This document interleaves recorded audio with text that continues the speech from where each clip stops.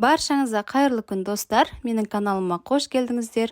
Бүгін сіздерге өте дәмді көкөністерден жасалатын осенний деп аталатын салаттың рецептісін ұсынамын. Ешқандай да қуыруды қажет етпейді. Барлық көкөністерді бірден турап банкаға сала саласыз. Қалай жасалатынын білгіңіз келсе, видеоны соңына дейін қараңыз. Бізге керек заттар сәбіз, тәтті бұрыш, капуста, чеснок, қызанақ және қиярдың осындай орташа түрін алғандарыңыз дұрыс.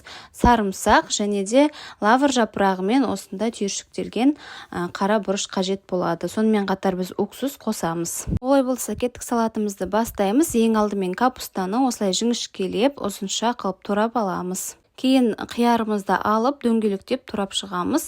Өте жіңішке немесе қалың емес, орташа мөлшерде болғаны дұрыс. Тәтті бұрыштарымызды ұзынша қылып турап шығамыз. Сарымсақты ортасынан екіге бөліп, жарты шеңбер қылып тураймыз.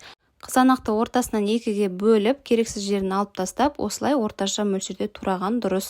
Қызанақтың барынша етті, осы домалақ түрін қолданғандарыңыз дұрыс.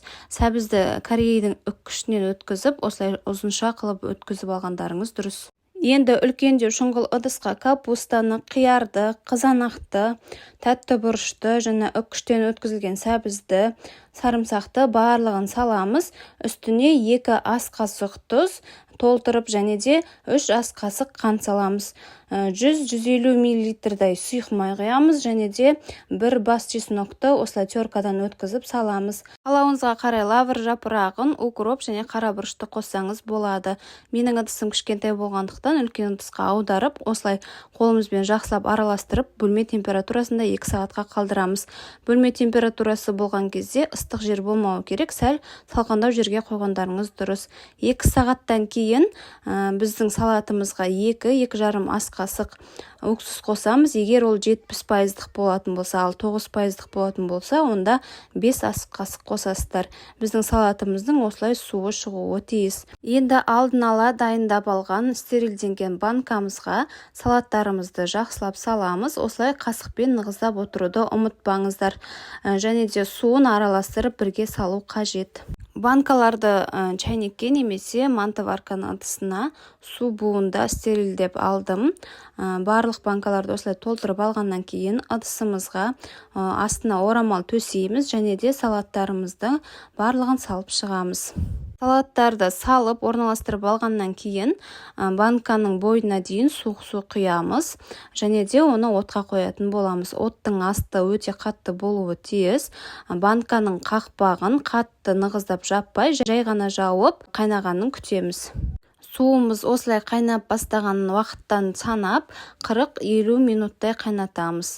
Асты қатты болуы қажет және де суды қатты толтырмаңыздар. Қайнаған кезде салаттың ішіне кіріп кетпеуі тиіс. Міне біздің салаттарымыз дайын болды. Енді қақпағын қатты нығыздап жабамыз, ашылып кетпейтіндей және ауа кіріп кетпейтіндей болуы қажет. Егер сіздерге рецепт ұнаса, менің каналыма тіркеліп, лайк басып, осы видеоның астына өз пікіріңізді қалдыруды ұмытпаңыз. Келесі кездескенше.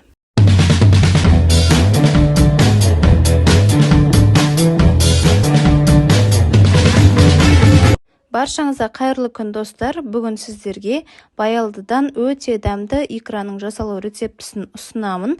Алдағы келе жатқан суық мезгілдерге, яғни күз, қыс айларында өте таптырмайтын тойымды дәмді салаттардың бірі. Ең алдымен ыдысқа май құйып, қыздырып аламыз. Одан кейін үстіне ұсақтап, 4 бұрыштылап туралған пиязды салып, жақсылап қуырамыз. Қақпағын жауып қоямыз. Кішкене пиязымыз жұмсарғаннан кейін екінші кезекте 4 бұрыштап туралған сәбізді саламыз. Сәбізді де пиязбен бірге жақсылап араластырып қуырып аламыз және оның үстіне 4 бұрыштап туралған тәтті бұрыштарды саламыз. Жақсылап бір араластырғаннан кейін қақпағын жауып, кішкене қуырылғанын күтеміз. Осы видеода мен барлық көкөністерді сіздерге көрсету үшін аз мөлшерде ғана, көз мөлшерімен ғана алып жасай салдым. Енді біздің көкөністеріміз қуырылғаннан кейін 4 бұрышты ұсақтап туралған баялдыны қосамыз. Жақсылап араластырып, барлық көкөністермен біріккеннен кейін жақсылап қуырып аламыз. Баялдыны араластырғаннан кейін қақпағын жауып қуыру қажет. Баялдыдан жасалатын бұл икраны піскеннен кейін бірден жесеңіздер де болады, немесе банкаға қыс мезгіліне сақтауға да болады. Көкөністер күйіп кетпес үшін арасында ашып араластырып тұру қажет, және де орташа отта қуырған дұрыс. Енді үстіне 4 бұрышты сақтап тұралған қызанақты саламыз және жақсылап араластырып қуырып аламыз. Қызанақты салғаннан кейін дәміне қарай тұз, қара бұрыш, паприка және өзіңіз қалаған кез келген дәмдеуішті қосуға болады. Сонымен қатар чеснокты теркадан өткізіп немесе ұсақтап турап қосамыз. Дәмдеуіштердің барлығын қосып болғаннан кейін жақсылап араластырамыз және де қақпағын жауып 10-15 минуттай қуырамыз. Ешқандай да су құюдың қажеті жоқ. 10-15 минуттан кейін жақсылап қуырылған соң қызанақтың өзінің сөлі шыға бастайды. Осымен біздің баялдыдан жасалатын икрамыз дайын. Міндетті түрде жасап көріңіздер, өте тез дайындалады, бар жоғы 1,5 сағат уақытыңызды ғана алады. Банкаға жауып сақтағыларыңыз келсе, онда ыстықтай күйінде салып, бір күн бойы толық бөлме температурасында суыту қажет, одан кейін барып қана тоңазытқышқа салуға болады. Банканы және қақпағын міндетті түрде стерилдеу қажет. Барлық қажетті заттарды осы видеоның астына описание бөліміне қалдырамын, сол жерден қарап алсаңыздар болады. Өз қажетіңізге қарай көбейтіп не азайтсаңыз болады. Міндетті түрде жасап көріңіздер. Егер сіздерге рецепт ұнап жатқан болса, менің каналыма тіркеліп, лайк басуды ұмытпаңыздар. Сіздермен болған Нұрзат, келесі кездескенше.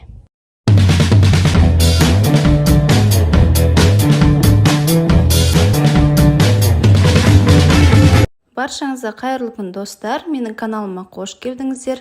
Бүгін сіздерге өте дәмді, тойымды, қысқа жабуға арналған күріштен жасалатын ерекше дәмді салаттың рецептісін ұсынамын. Видеоны соңына дейін қарап, менің каналыма тіркелмеген болсаңыз, тіркеліп алыңыз. Құрамы қарапайым заттардан тұрады және жасалуы өте оңай. Сонымен бізге ең алдымен керек заттар қызанақ, сәбіз, чеснок, сарымсақ, тәтті бұрыш және күріш.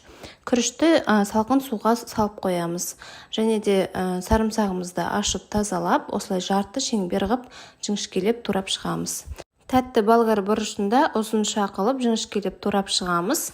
Қызанақтарды ортасынан екіге бөліп, керек емес жерлерін алып тазалаймыз да 3-4 бөлікке үлкен қылып тураймыз. Қазір оны біз блендердан өткізетін боламыз. Жаңағы турап алған қызанақтарымызды блендерге толтырып салып, оның көмегімен ұсақтап, суын шығарып, езіп алуымыз қажет. Егер сіздерде блендер болмаса, онда ет тартқыш машинаның көмегімен тартып алсаңыздар болады. Қызанақтың барлығын осылай біткенше блендермен езіп алатын боламыз. Сәбізімізді теркадан өткіземіз. Терканың кез келген түріне өткізуге болады. Ең бастысы сәбіз ұсақталуы қажет.